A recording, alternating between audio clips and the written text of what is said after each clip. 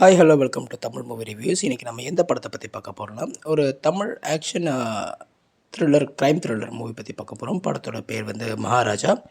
இந்த படம் வந்து நெட்ஃப்ளிக்ஸில் அவைலபிலிட்டியாக இருக்குது. இந்த படத்தோட டைரக்டர் யாருன்னா நிதிலன் சுவாமிநாதன், ரைட்டரும் அவர் தான்.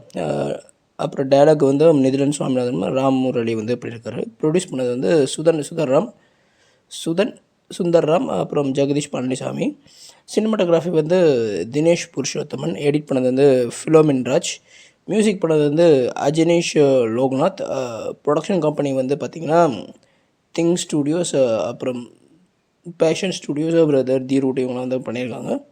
ஸோ இந்த படத்தோட கேஸ்டிங்ஸில் நம்ம பார்த்தோம்னா விஜய் சேதுபதி வந்து மகாராஜாவாகவும், அனுராக் காஷ்யப் வந்து ஆண்டோகனிஸ்ட் வில்லனாகவும், மம்தா மோகன்தாஸ் வந்து ஆசிஃபாவாகவும், திவ்யா பாரதி வந்து செல்வியாகவும், அபிராமி இந்த படத்தில் வந்து நடிச்சிருக்காங்க. அப்புறம் சிங்கம்புலி அவர் வந்து மெயின் ஒரு வில்லனாகவும், அப்புறம் நட்ராஜன் நட்டி அவர் வந்து இன்ஸ்பெக்டராகவும், லிசி ஆண்டனி வந்து நடிச்சிருக்காங்க. அப்புறம் வந்து மணிகண்டன், அப்புறம் வினோத் சாகர், அருள்தாஸ், பாரதி ராஜா, முனிஷ்காந்த், பூவையார் இந்த சின்ன பையன், அப்புறம் வந்து சரவண சுப்பையா, போஸ்டர் நந்தகுமார், ஸ்ரீஜா ரவி, மோகன்ராமன், பிஎல் தேனப்பன், அப்புறம் காளையன் இவங்களாம் வந்து இந்த படத்தில் வந்து நடிச்சிருக்காங்க. இந்த படத்தோட கதை என்னென்னா, ஒரு கொள்ளையடிக்கிற கும்பல். இந்த கொள்ளையடிக்கிற கும்பல் வந்து நிறைய வீட்டில் போய் கற்பழிப்பு, அப்புறம் வந்து நிறைய கொள்ளையெல்லாம் அடிச்சிட்டு போவாங்க. ஸோ அவங்க வந்து ஒரு கட்டத்துக்கு மேலே வந்து ஹீரோ விஜய் சேதுபதியால் போலீஸில் வந்து சிக்கிற நிலமை வருது. விஜய் சேதுபதியால் தான் போலீஸில் வந்து சிக்கிறாங்க. ஸோ அதுக்கப்புறம் வந்து ரொம்ப வருஷம் கழித்து பழி வாங்குறாங்க இதுக்காக. அதே கும்பல் வந்து வேறு ஆளுங்க. அது மெயின் வில்லன் வந்து அனுராக் காஷ்யப் தான். ஸோ அனுராக் காஷ்யப் வந்து இது வந்து படித்துக்கிறதுக்காக ஜெயிலேருந்து ஒரு 10-15 வருஷம் கழித்து வந்து திருப்பி அந்த குடும்பத்தை வந்து விஜய் சேதுபதியை பழி வாங்குறாரு. அதுக்கப்புறம் அவர் எதிர்பாராத திருப்பம் வந்து நடந்தது. அது என்ன, அந்த திருப்பத்தினால என்ன ஆச்சு, ஸோ அதுக்கப்புறம் படம் எப்படி வந்து முடிச்சுது அப்படின்றது தான் இந்த படத்தோட கதை. அதாவது மெயினாக வந்து பார்த்திங்கன்னா, திருப்பி ரிவெஞ்சுக்காக போகிற அந்த அனுராக் காஷ்யப்புக்கு எதிர்பாராத ஒரு திருப்பம் வந்து அவருக்கு வந்து வந்தோடனே அவரால் அதை ஏற்றுக்க முடியல. ஏற்றுக்காமல் அவர் என்ன பண்ணிக்கிட்டார், என்ன ஆச்சு, கதை எதை நோக்கி முடிஞ்சுது அப்படின்றது தான் இந்த படத்தோட கதை. படம் வந்து பார்த்திங்கன்னா ஓல்டு பாய் மாதிரி இருந்தது அப்படின்னாங்க.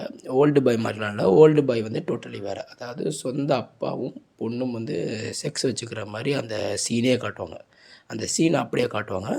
ஸோ இது வந்து ரொம்ப டிஃப்ரெண்ட் தான். ரொம்ப டிஃப்ரெண்ட் இது வந்து. இதுவும் ஓல்டு பாயும் மகாராஜாவும். அது மாதிரி இரட்டையும் அது மாதிரி தான். இரட்டை வந்து பார்த்திங்கன்னா சித்தப்பாவோ இல்லை பெரியப்பா நினைக்கிறேன். சித்தப்பாவோ பெரியப்பா வந்து சித்தப்பா தன்னோட அண்ணனோட பொண்ணை வந்து பண்ணிவிடுவார். இந்த மாதிரி தப்பு பண்ணிவிடுவார். அவர் ஒரு போலீஸ்காரர்.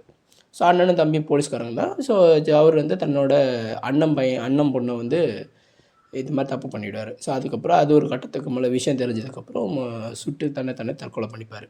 அதை பற்றின கேஸ் இன்வெஸ்டிகேஷன் வந்து போய்கிட்டு இருக்கும். ஸோ அது வந்து இரட்டை வந்து டோட்டலி வேறு. ஓல்டு பாய் வந்து வேறு. மகாராஜா வந்து பேஸாகவே வந்து கொஞ்சம் வேறு தான். புரியுதுங்களா? ஸோ இது மெயின் பிளாட் என்னென்னா, என்ன சொல்ல வராங்கன்னா, நம்ம வந்து ஒரு பொண்ணை கற்பழிக்கிறோன்னா நம்மளோட வீட்டில் இருக்கிற பெண்ணை வந்து நினச்சி பாருங்கள் அப்படின்றது தான் இந்த படம் வந்து சொல்லுது. ஆனால் ஓல்டு பாய் வந்து அப்படி சொல்லலை. ஓல்டு பாய் வந்து அது ஒரு தன்னிச்சையாக வந்து அந்த பொண்ணோட சம்மதத்தோடு வந்து நடக்குது. பட் இரட்டையும் மகாராஜா வந்து கிட்டத்தட்ட ஒரே மாதிரி தான். ஸோ அது வந்து ஒரு கற்பழிப்பு மாதிரி தான். பட் ஓல்டு பாய் வந்து கற்பழிப்பில் அந்த பொண்ணோட சம்மதத்தோடு தான் நடக்கும். நடந்ததுக்கப்புறம் தான் இது விஷயம் தெரியுது, இது வந்து தன்னோட பொண்ணு அப்படின்னு தெரிய வருது ஹீரோவுக்கு. ஸோ படம் வந்து பார்த்திங்கன்னா உங்களுக்கு வந்து ரொம்ப எப்போவே சோஷியல் மீடியாவிலே ரொம்ப வந்து பேசப்பட ஆரம்பிச்சிருச்சு. இந்த படத்தை பற்றி ரொம்ப பேச ஆரம்பிச்சிட்டாங்க. ஸோ நாம் வந்து சரி என்ன தான் இருக்குது அப்படின்ற இந்த படத்தை வந்து பார்த்தோம். நெட்ஃப்ளிக்ஸில் பார்த்தப்போ ரொம்ப அதிர்ச்சியாகவும் ஆச்சரியமாகவும் இருந்தது. ஏன்னா நாம் வந்து நம்மளாக ஒரு யூகம் வச்சுருந்தேன். நான் என்ன நினச்சேன்னா, திவ்யா பாரதியை வந்து இது பண்ணிவிடுவாங்க அப்படின்னு நான் நினச்சேன். பட் பார்த்தா கதையே ரொம்ப டிஃப்ரெண்ட்டாக இருக்குது. திவ்யா பாரதியும் அவங்க குழந்தைய செத்துருவாங்க. அதுக்கப்புறம் நிறையா அது வரும், நான் சொல்ல விருப்பப்படலை. ஸோ படம் வந்து ரொம்ப டிஃப்ரெண்ட்டாக இருக்குது. ரொம்ப கொண்டு போன விதம், அதாவது நான் லீனியர் மூவி வந்து கொண்டு போகிறது வந்து ரொம்ப கஷ்டம். இப்போ லீனியர் மூவினா எப்படி சொல்கிறதுனா, டக்குன்னு அது பாட்டுன்னு போய்கிட்டே இருக்கும். அப்படியே ஒரே ஸ்ட்ரெச்சாக போய்கிட்டே இருக்கும். என்ன நடந்தது அப்படின்ற மாதிரி வந்து காட்ட மாட்டாங்க. ஸோ இது வந்து ஒரு நான் லீனியர் மூவி வந்து கொண்டு போயிருக்காங்க. ஸோ பாஸ்ட் டென்ஸ் வந்து இடையில காட்டுவாங்க. அதுக்கப்புறம் ப்ரெசன்ட் டென்ஸ் போகிற மாதிரி அப்படியே காட்டுவாங்க. அப்புறம் பாஸ்ட் என்ன நடந்தது அப்படின்றத காட்டுவாங்க. திடீர்னு அது கன்ஃப்யூஸ் ஆகாமல் கரெக்டாக ஒரு வாட்டி பார்த்தாலே போதும். சில பேருக்கு வந்து கன்ஃப்யூஸ் ஆகலாம். சூப்பராக இருக்குது படம். ஏன்னா இது வந்து எனக்கு இப்போது நல்லா ஞாபகம் இருக்குது.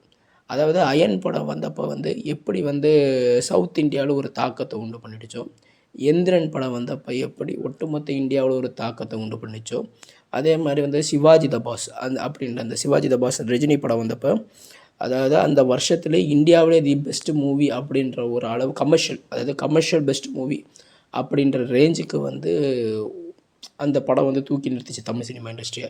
அதே மாதிரி விக்ரம் வேதா வந்தப்போ அந்த ஒரு வருஷம் ஃபுல்லாகவே வந்து த பெஸ்ட்டு இந்தியன் மூவி வந்து இந்த விக்ரம் வேதா தான். சோஷியல் மீடியாவில் ரொம்ப பெருசாக பேசப்பட்டுடுச்சு. அயன் படம் வந்தப்பவும் அதே தான், ரொம்ப பெருசாகவே பேசப்பட்டுச்சு. அதே மாதிரி ஆதவன் படம், சூர்யாவோட ஆதவன் படம் வந்தப்பவும் அதுவும் ஓரளவுக்கு பேசப்படும். ஆனால் முக்கியமாக அயன் வந்தப்போ தான் ரொம்ப பெருசாக பேசப்பட்டது.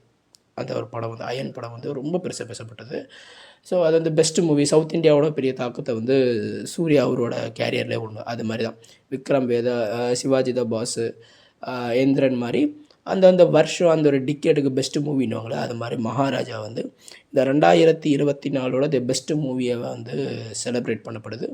அதுவும் இல்லாமல் வந்து பார்த்திங்கன்னா இந்த படம் வந்து வேர்ல்டு லெவலில் எல்லா மூலை முடுக்களும் வந்து போய் ரீச் ஆகிருக்கு.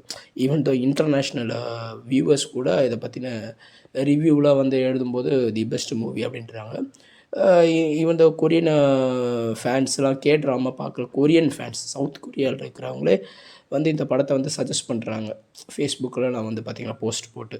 ஸோ அந்த அளவுக்கு இந்த படம் வந்து ரீச்சபிளாக இருக்குது. முக்கியமாக மகாராஜா கேரக்டரை ஏற்று நடித்த விஜய் சேதுபதி வந்து அந்த கேரக்டராகவே தான் வாழ்ந்துருக்காரு. நமக்கு அது வந்து ஒரு நடிப்பு அப்படின்ற மாதிரி நமக்கு தோணாமல் அது ஒரு நபர், அவரோட வாழ்க்கையில் என்ன நடக்குது, அவர் என்ன பண்ணுறாரு அப்படின்றது தான் வந்து அந்த மாதிரி நமக்கு தோணுது. ஸோ கரெக்டாக ஆப்டாக செட் ஆகிட்டாப்புல. ஸோ என்னை பொறுத்த வரைக்கும் ரொம்ப சந்தோஷமாக இருக்குது.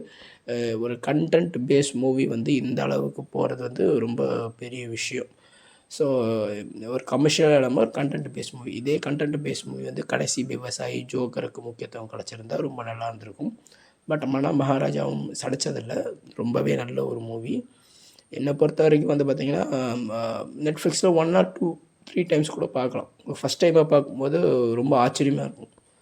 ஸோ அதுதான் இந்த படம். ஸோ அந்த படத்தில் வந்து முக்கியமான வந்து உயிரே இல்லாமல் நடித்த மகாலட்சுமின்ற அந்த ஒரு குப்பை கூட, அதுக்கு வந்து உயிர் கொடுத்தது தான் பெரிய ஒரு விஷயம் இந்த படத்தில்.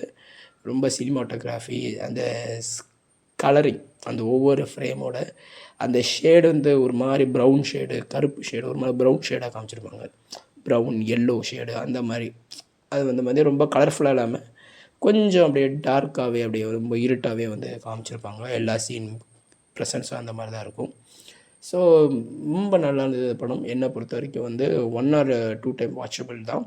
ஓடிடியிலே, தியேட்டர்லேயே வந்து ரொம்ப ஹிட் ஆகிடுச்சு இந்த படம். ஸோ என்னை பொறுத்த வரைக்கும் வந்து சினிமாட்டோகிராஃபி, ட்ரெஸ்ஸிங், காஸ்ட்யூம், திவ்யா பாரதியை வந்து கரெக்டாக என்ன தேவையோ அதுக்கேற்ற மாதிரி நடிக்க வச்சுருக்காங்க. ரொம்ப கிளாமர் மூவி மட்டும்தான் நடிப்பாங்க அப்படின்ற மாதிரிலாம் இல்லாமல் வாஸ் வெரி ஃபைன். கரெக்டாக ஒரு யூஸ் பண்ணியிருக்காங்க. ஒரு கேரக்டரை வந்து கொண்டு வந்து கரெக்டாக அதை வந்து பண்ணியிருக்காப்புல. எல்லாருமே முக்கியமாக வந்து பார்த்திங்கன்னா அனுராக் காஷ்யப்லாம் வந்து நம்மளால் நம்ப விட முடியல. அனுராக் காஷ்யப்போட ஆக்டிங்லாம் வந்து சொல்லவே முடியல நமக்கு. அவ்வளோ ஒரு ஆன்டோகனிஸ்ட், ஒரு பியூர் வில்லன் அப்படின்ற மாதிரி தான். அதை விட ஒரு கொடூர வில்லனாக வந்து சிங்கம்புலி நடிச்சிருக்காரு. ரொம்ப படம் நல்லா இருந்தது, பார்க்கலாம், எவ்வளோ வாட்டி வேணால் பார்க்கலாம். அதே மாதிரி வினோத் சாகர் வந்து சூப்பராக நடிச்சு, வினோத் சாகர் வந்து இந்த படத்தில் வந்து ரொம்ப மெயினாகவே வந்து நடிச்சிருக்காரு. மணிகண்டன் நடிச்சிருக்காரு. பூவையார் அந்த சின்ன பையனை நல்லா நடிச்சிருக்காரு. அப்புறம் அருள்தாஸ் வந்து எஸ்ஐயா வந்து படத்தில் நடிச்சிருக்காரு. ஸோ படம் நல்லா இருக்குது. என்னை பொறுத்த வரைக்கும் வந்து ஸ்க்ரீன் ப்ரெசன்ஸ், ஸ்க்ரீன் ப்ளே, முக்கியமாக ஸ்க்ரீன் ப்ளே நல்லா இருந்துட்டு, நல்லா இருந்தாலே போதுமானது தான். மற்றபடியெல்லாம் வந்து பார்த்திங்கன்னா எடிட்டிங் மெயினாக வந்து அந்த ஒரு படத்தோட எல்லா பேஸுமே வந்து எடிட்டிங் தான். எடிட்டிங் வந்து சூப்பராக பண்ணியிருக்காங்க. எடிட்டிங்க்கெலாம் வந்து தனியாக வந்து அவார்டே கொடுக்கலாம், நேஷ்னல் அவார்டே கொடுக்கலாம். ஃபிலோமின் ராஜ் அவர் தான் எடிட்டரு. சூப்பராக பண்ணியிருக்காங்க. என்னை பொறுத்த வரைக்கும் வந்து பார்த்திங்கன்னா 5க்கு வந்து 4.8 கொடுக்குறேன். தேங்க்யூ.